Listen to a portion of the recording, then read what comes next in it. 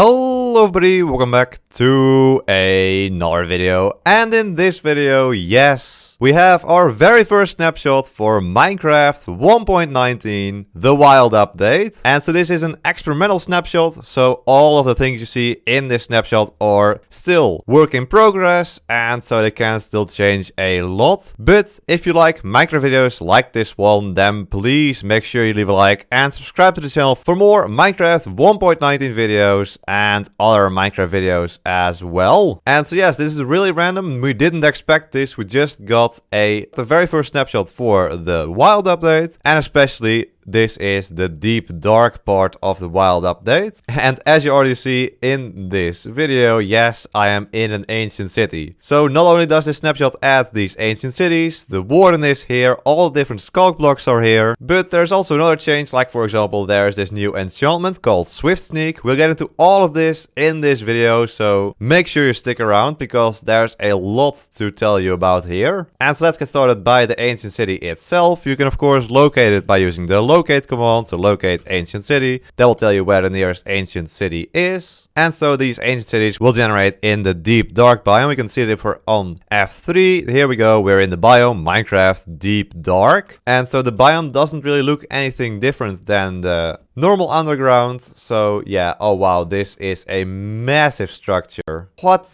Okay, that's insane. So yeah, let's just travel over here, and I guess we won't be in the deep dark here still, but look at this, there are patches of Skulk everywhere. Yeah, and so here we are in the dripstone caves, but we can see there is still a Skulk here, and if you fly near it, yeah, this is still a deep dark part. So apparently these can now just generate all around your world, these patches of Skulk, Skulk veins, and Skulk shriekers and Skulk centers. And there's also a Skulk catalyst here, so pretty much all the Skulk blocks in one go. But let's go back to the ancient city. And so as you probably already noticed, there aren't any mobs here, and that's because no mobs will be able to spawn in the ancient cities, apart from of course the Warden, which we'll see later. And so of course we already saw during Minecraft Live this portal, and now we can see it in a whole lot more detail with some night vision to check it out. And so it is a portal, and the blocks that make up the portal part are actually called reinforced deepslate, and so they aren't obtainable in survival mode. But yeah, here is texture, and as you can see here, it is actually not able to be rotated. It just has one rotation, and that's it there. Maybe that will change in the future though, I don't know. And so far there's no way to light this portal or anything or make it do something, so it's currently just for looks, but it looks amazing already. Also, what I noticed when flying over here is that there are actually Skulk sensors in here. So if we make a sound here, that turns on the redstone lamps. That's incredible. Cool detail. And there are also chests that we'll be able to generate in these ancient cities. So there's a chest right here. This will actually activate the Skulk sensor if I open it. Yes. As we can see that currently it has bones, snowballs, and Skulk. This might change in the future though. But these chests can also actually have the new Swift Sneak enchantment in it. See, there's another chest here. No, just some bones, a name tag, and some books. Yeah, there are many chests here. So there's another one here. Some candles here as well. All right. Interesting. Uh-oh, I just activated the Skulk Shrieker. It's still fine though. Okay. Ooh, an instant health potion can be in here as well. Okay. So that's a little bit of an idea of what can be in these chests. And so yeah, this ancient city is just massive, and you just have to explore it yourself because there's just too much to show here. But of course you'll see most of this during the rest of the video. And there are also some known issues in this experimental snapshot, and that is that currently the ancient cities actually extend beyond the deep dark biome, even if they start in a deep dark biome, so that will be fixed in a future snapshot. And aquifers can sometimes interact with the structures and destroy big parts of the structure. And yeah, also dripstone. I mean, it sort of works in this case, but if it was on top of this portal, then yeah,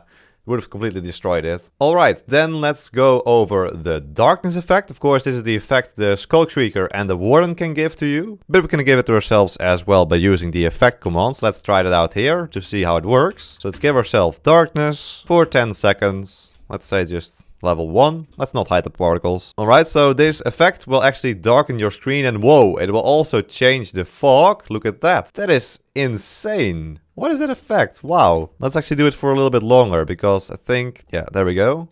Alright, so it lowers your fog to a very low level, and it also gives you, well, a sort of moody effect here. And so it pulses as well, so we look at the edge over there, we can see that it pulses between darker and lighter. And it actually mentions that this lowers the gamma down to an equivalent of moody while having this effect. But there's also a slider in the accessibility settings over here, the darkness effect, and it controls how dark the darkness effect gets when a Warden or Skulk Seeker gives it to you, but it will not affect the fog distance. So it only changes the darkness part and not the small fog. So we can turn it off, and that means that we just have the normal vision, but with a very, very small fog like this. But yeah, for the immersion, it's definitely nice to have this on 100%, and it just adds so much to the experience, I think. And let's actually also look at the ancient city without the night vision, because yeah, the deep dark is supposed to be very dark and gloomy, of course, because it is a scary part of the game. So let's turn off our night vision. There we go. So this is what the ancient cities will actually look like in the dark. Of course, there is light from the soul lanterns, but they don't give off light level 15. There's light from the candles, but for the most part, it is just completely pitch black. Then there are, of course, the new blocks, which are the Skulk blocks, the Skulk veins, the Skulk sensors, Skulk catalysts, and Skulk shrieker. Of course, if you watched my previous videos, then you pretty much already know what these do. And I'll also leave some links to videos in the top right of your screen where you can learn more about them. But pretty much the Skulk sensor will hear vibrations. So if I place down a block, you can see that the Skulk sensors activate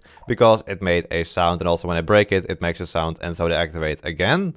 Also if I land, yeah, also makes a sound. So many sounds there. Then it also mentions that if you place down a piece of wool on Skulk that is connected to a Skulk sensor, it will still hear it. So normally wool would block the Skulk sensor from hearing vibrations, but since it is now connected to the Skulk, it can still hear it. So if you don't place it on top of the Skulk, there we go, as you can see, even if I put it really, really close, it's not on top of the Skulk, so the Skulk sensor doesn't hear it. But once it's on the Skulk sensor can hear it, and so it will still activate it. And it hears it through the Skulk, which is quite strange, but okay. Then the Skulk veins, there are these sort of glow-lichen type of blocks around the Skulk, so they only generate around the Skulk blocks themselves, and not on top of them, like this. But you can place them on every single side of a block, so that's really useful. And also Skulk vein can be waterlogged now. There we go. Waterlogged Skulk vein, beautiful. Then we have the Skulk Shrieker, which it says is notable for its bony appendages. And this block responds to Skulk sensors, detecting vibrations by sending out a warning call to distant Wardens. Watch out when stepping on them, as they will feel that too and send out a call. Initially it may take some time for the Warden to arrive, but you'll hear it responding in the distance. Let's hear this again.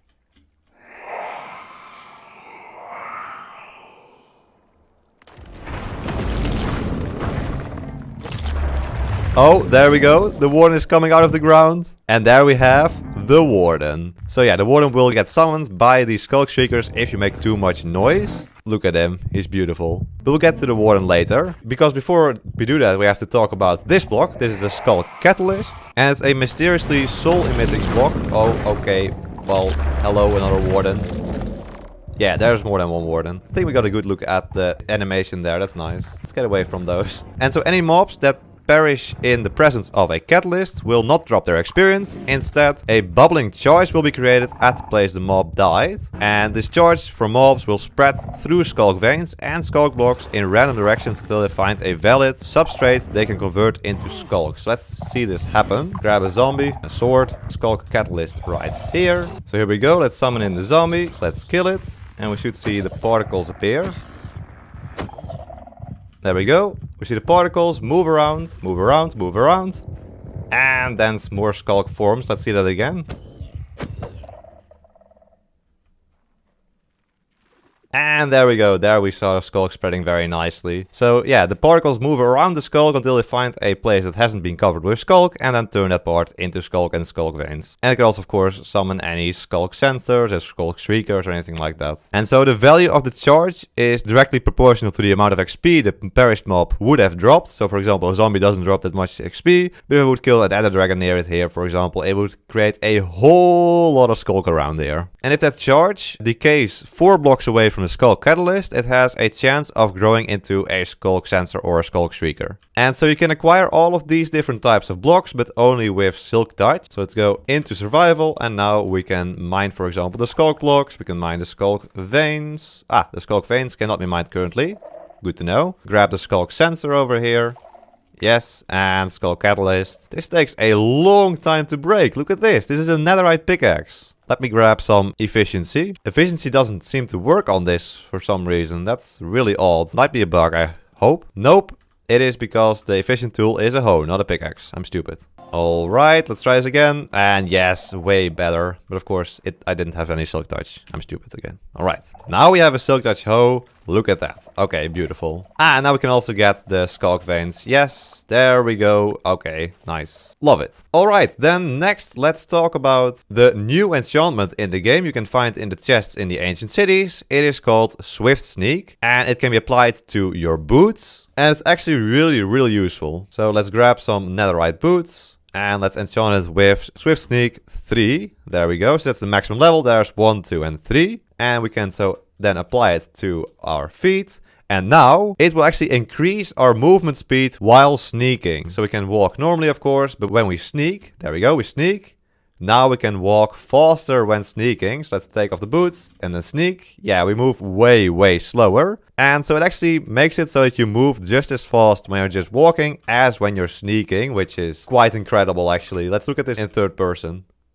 It doesn't even look that weird. And so it can only be applied to boots, this enchantment, and it cannot be combined with Soul Speed, Frostwalker, or Depth Strider. So you have to have one of those, and you can't have multiple of them. And then finally, of course, we need to talk about the Warden, because yes, it is the new mob that has been added to the game in this experimental snapshot. And yeah, let's just get a closer look at this guy. This is just an insane mob. Look at those animations as well. It's incredible. Have the souls splashing in its chest as well. And so of course it's made up of Skulk. And so it also gets summoned when you of course activate Skulk shriekers. And so the Warden is a blind mob. And so we'll only be able to tell where you are when you make a sound. Or when you get too close to it. The Warden can actually also smell you because it can sniff surrounding players. Also when you touch the Warden it will also notice you of course. And so there are multiple Wardens in the ancient city as we've already seen before.